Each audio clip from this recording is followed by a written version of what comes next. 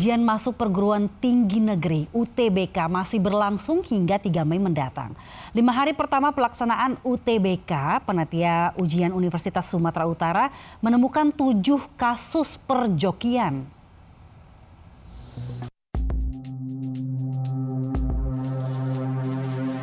Kacamata dengan kamera tersembunyi ini disita panitia dari peserta ujian masuk perguruan tinggi negeri di Universitas Sumatera Utara (USU). Kamera merekam soal ujian untuk dikerjakan oleh joki. Pihak USU mengungkap total 7 praktek perjokian yang melibatkan sekitar 30 peserta ujian. Kesemuanya telah diserahkan ke polisi.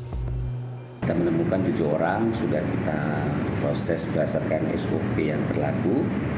Lalu kemudian kita laporkan ke polisi dan sekarang kasusnya lagi dalam pemeriksaan oleh kepolisian. Kecurangan ujian masuk perguruan tinggi juga ditemukan di ISBI Bandung, Undip Semarang, dan UNED Jember. Modusnya mulai dari menyembunyikan ponsel, memasang software remote komputer, hingga memasang perangkat proksi di server ujian. Sanksinya berat, peserta ujian yang kedapatan melakukan kecurangan akan didiskualifikasi dan tidak dapat mengikuti ujian pada tahun-tahun berikutnya. Dari Medan, Sumatera Utara, Ahmad Ridwan Nasution, iNews melaporkan. Rencana Pemprov Jawa Barat untuk membina anak nakal di barak militer dimulai besok 2 Mei. Selama 6 bulan, anak dan remaja yang doyan tawuran akan mendapat pendidikan karakter di barak TNI.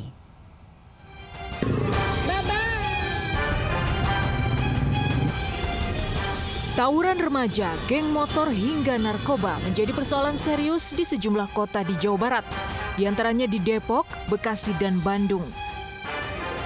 Hal itu membuat Gubernur Deddy Mulyadi menginisiasi ide baru, membina anak nakal di barak TNI selama 6 bulan hingga 1 tahun, dimulai 2 Mei besok. Nanti ada anak yang tawuran di jalan, kita akan bawa. Nanti saya panggil orang tuanya mau gimana, sanggup masih mendidik atau kita sekolahkan di sekolah militer. Deddy Mulyadi berkoordinasi dengan Kodim dan Polres setempat soal alokasi anggaran dan tempat pendidikan. Tak hanya di Jawa Barat, program semi-militer untuk anak nakal juga bakal diterapkan di Bengkulu. Anak-anak nakal akan dibina ke barak TNI selama 4 bulan. Merokok di sekolah, malas belajar, bolos sekolah atau tidak sekolah, tawuran, narkoba atau ngelem, tunggu.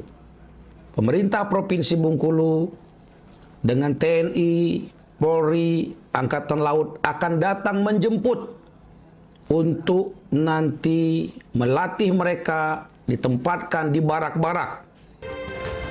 Pemprov Bengkulu mengimbau orang tua yang menghadapi masalah kenakalan anak untuk melapor agar bisa ditindaklanjuti. Dari Depok, Jawa Barat, dan Bengkulu, Tim Liputan iNews melaporkan. Pemirsa, peringatan Hari Buruh 1 Mei hari ini berlangsung bak panggung kampanye akbar. Tak ada unjuk rasa dan spanduk tuntutan seperti tahun sebelumnya. Ribuan massa justru dihibur konser band. Presiden Prabowo juga datang di panggung hiburan.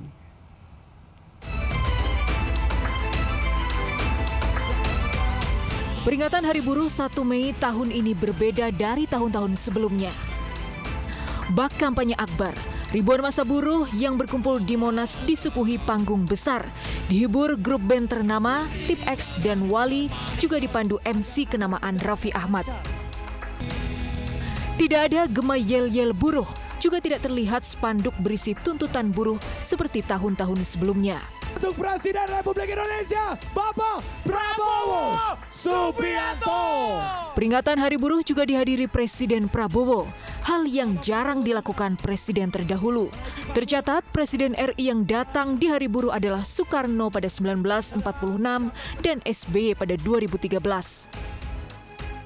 Di hadapan ribuan massa dan 5 ketua serikat buruh, Prabowo menyampaikan sejumlah hal.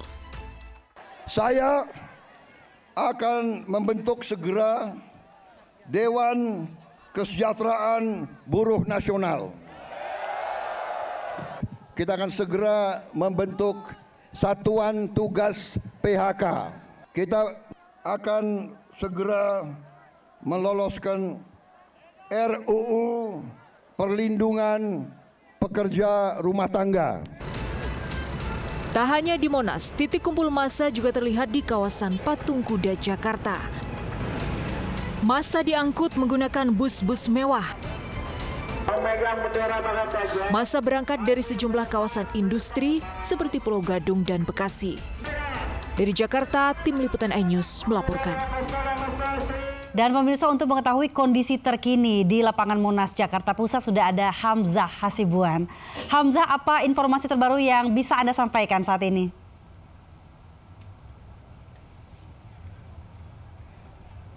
Ya, dia dan juga pemirsa, peringatan Hari Buruh Internasional 2025 yang diadakan di kawasan Silang Monas memang saat ini rangkaian acaranya sudah berakhir, yang tadi ditutup dengan pidato dari Presiden Republik Indonesia Prabowo Subianto, di mana kehadiran dari Presiden Republik Indonesia ini merupakan yang pertama kali sejak 60 tahun hadir langsung dalam peringatan Hari Buruh Internasional 2025.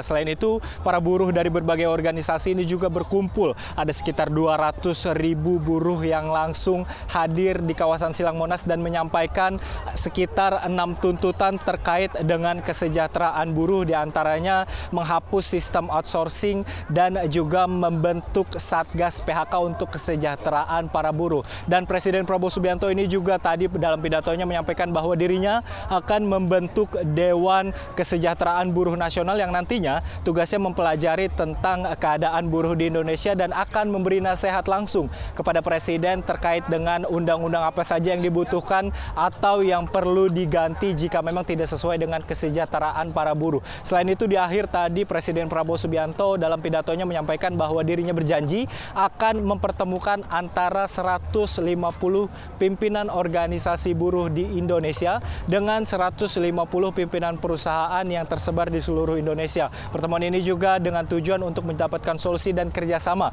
antara buruh dan juga perusahaan di Indonesia. Sementara itu, Dian. Baik, terima kasih atas laporan Anda, Hamzah Hasibuan. Selamat bertugas kembali. Pemirsa, Hamzah Hasibuan melaporkan langsung dari Monas, Jakarta. Pemirsa, mengantisipasi kepadatan penumpang pada perayaan Hari Buruh, PT KAI menerapkan penyesuaian pola operasi sejumlah perjalanan kereta api jarak jauh. Sebanyak 39 jadwal kereta api jarak jauh keberangkatan dari stasiun Gambir atau Senen akan berhenti di stasiun Jatinegara untuk menaikkan penumpang. Pengaturan ini dilakukan agar calon penumpang tidak mengalami keterlambatan akibat terjebak di tengah kemacetan massa buruh. Rekayasa operasional kereta api jarak jauh ini mulai pukul 05.40 waktu Indonesia Barat Kamis pagi hingga pukul 23.50 waktu Indonesia Barat.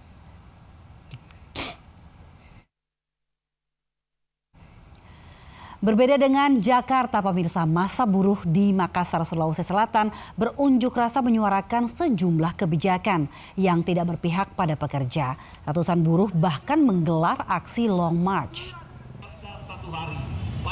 Massa buruh Konfederasi Serikat Nusantara menggelar long march menuju jembatan flyover Makassar. Massa membentangkan spanduk dan poster berisi sejumlah tuntutan, termasuk menuntut jaminan keamanan dan keberlangsungan kerja serta menolak PHK massal. Tak hanya massa buruh, pengemudi ojek online juga ikut turun ke jalan bergabung dengan massa buruh. Banyaknya massa aksi yang berunjuk rasa membuat arus lalu lintas di bawah flyover Makassar ditutup sementara. Sementara aksi massa di Makassar dijaga ribuan personel aparat.